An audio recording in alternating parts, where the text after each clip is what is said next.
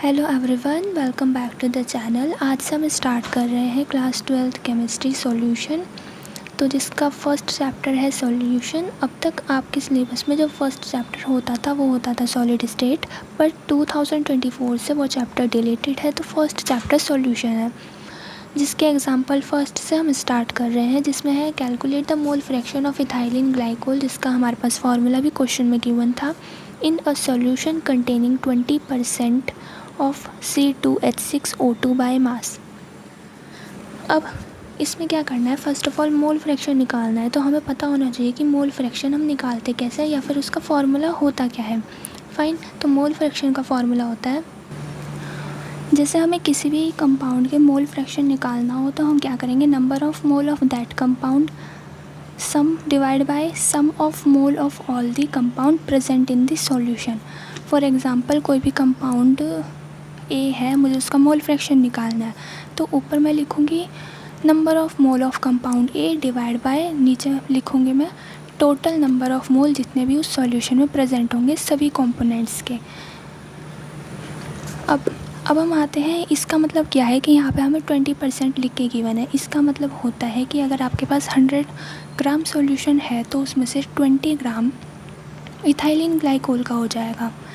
इस क्वेश्चन में हमारे पास कुछ इन्फॉर्मेशन गिवन नहीं है कि सॉल्यूशन का टोटल मास कितना है, इसलिए हमारे पास परसेंटेज का डाटा गिवन है, तो हम उसी के हिसाब से क्वेश्चन को आगे प्रोसीड करेंगे। अब हम क्या एज्यूम कर लेंगे कि इसका जो सॉल्यूशन का टोटल मास है वो 100 ग्राम है, जिसमें से 20 ग्राम हमारे पास इथाइलिन ग्लाइकोल का हो जाएगा। इसको हम वर्ड्स में कैसे लिख सकते हैं,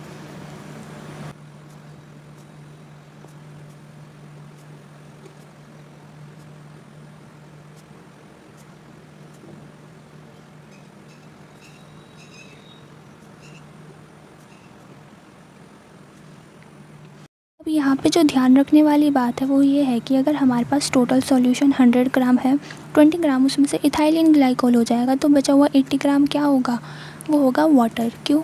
क्योंकि इन्होंने कहा है सॉल्यूशन है इथाइलिन ग्लाइकोल का। सॉल्यूशन का मतलब होता है कि आपने उस कंपाउंड को, जैसे यहाँ पे इथाइलिन ग्लाइकोल को वाटर में डाला है, तो यहाँ पे 80 ग्राम वाटर हो जाएगा and 80 gram of water.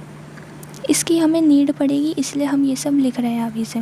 Fine, अब मोल फ्रैक्शन के लिए मेरे को चाहिए होता है नंबर ऑफ़ मोल, जितने भी कंपोनेंट उसमें प्रेजेंट है ना। तो अब हम नंबर ऑफ़ मोल निकालेंगे first of all ethylene glycol का। नंबर ऑफ़ मोल का फॉर्मूला होता है, नंबर ऑफ़ मोल अगर हम मेरे को कैलकुलेट करना हो तो वो आ जाएगा given mass divide by the molecular mass या फिर मोलर मास। तो मुझे मोलर मास चाहिए होगा इथाइलिन ग्लाइकोल का, तो molar mass of C2H6O2, carbon के जो एक एटम होता है उसका मास होता है 12, यहाँ पे कितने हैं 2, प्लस हाइड्रोजन के एक एटम का मास होता है 1, यहाँ पे कितने हैं 6, प्लस यहाँ पे ऑक्सीजन के 2 हैं और एक का मास होता है 16। तो आप इसको कैलकुलेट करोगे, ये आएगा 62 ग्राम पर मोल। ये कैलकुलेशन करते टाइम आपको ये यूनिट लिखनी ज़रूरी होती है क्योंकि इसकी पार्शियल मार्किंग होती है बोर्ड में। अब सिमिलरली मैं मॉलिक्यूलर मास निकाल लूँगी वाटर का, क्योंकि वाटर इज़ अ सॉल्वेंट, तो हमें इसके भी नंबर ऑफ़ मोल निकालने होंगे। एक हाइड्रोजन का होता है 1 इंटू यहाँ पे है 2, प्लस यहाँ पे ऑक्सीजन कितने हैं 1 इंटू एक ऑक्सीजन के आइटम का मास होता है 16, ये आ जाएगा 18 ग्राम पर मोल। अब हम सिंपली कैलकुलेट कर सकते हैं number of mole of ethylene glycol. Number of mole of ethylene glycol equals to इसका गिवन मास। इसका गिवन मास है 20 ग्राम, इसका मॉलिक्यूलर मास है 62 ग्राम पर मोल। अब ये कैलकुलेशन है, इसका आंसर आ जाएगा 0.322 मोल। यहाँ पे ग्राम से ग्राम कैंसिल हो जाएगा और यूनिट बचेगी सिंपल मोल की। सिमिलरली मैं निकाल सकती हूँ number of mole of water. Number of mole of water equals to water का मास कितना है 80 ग्राम डिवाइड बाय इसका मॉलिक्यूलर मास कितना है 18 ग्राम पर मोल। यहाँ पे भी ग्राम से ग्राम कैंसिल और ये आ जाएगा 4.44 मोल। अब हम सिंपली क्या कर सकते हैं, हमारे पास मोल फ्रैक्शन का फार्मूला है, इसमें हम वैल्यू डाल देंगे।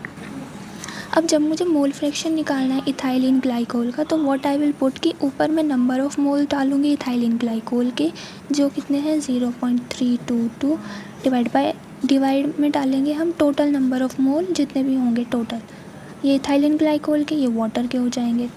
सिंपल कैलकुलेशन, इसका आंसर आ जाएगा 0.068। अब क्वेश्चन तो हमारा यहीं पे फिनिश है, क्योंकि हमें क्वेश्चन में पूछा क्या था कि मोल फ्रैक्शन निकालना है इथाइलिन ग्लाइकोल का, पर एनसीईआरटी बुक में हमें वाटर के भी मोल फ्रैक्शन के बारे में इंफॉर्मेशन दी है, तो उसको भी समझ लेते हैं। तो अगर मुझे निकालना है मोल फ्रैक्शन ऑफ वाटर, तो सेम वे यहाँ पे ऊपर नंबर ऑफ़ मोल डालेंगे वाटर के, डिवाइड में टोटल, ये आ जाएगा 0.932। या फिर इसके लिए मेरे पास एक और मेथड होता है कि किसी भी कंपाउंड में या फिर सॉल्यूशन में जितने भी कंपोनेंट हैं उनके मोल फ्रैक्शंस का सम 180 होता है। इस क्वेश्चन में सॉल्यूशन में मेरे पास इथाइलिन ग्लाइकोल था एंड वाटर था, दोनों का सम कितना 1 के इक्वल होना था। तो अगर मैं ऐसे ना करके इसको ऐसे करूँ कि 1 माइनस इसका मोल फ्रैक्शन कर दूँ, तो भी मेरे पास आंसर सेम ही आएगा, बट यहाँ पे आपकी कैलकुलेशन थोड़ी अवॉइड हो जाएगी। सो ये वाला चीज़ इजी रहता है। So this is the solution for the example number 1 of chapter solution.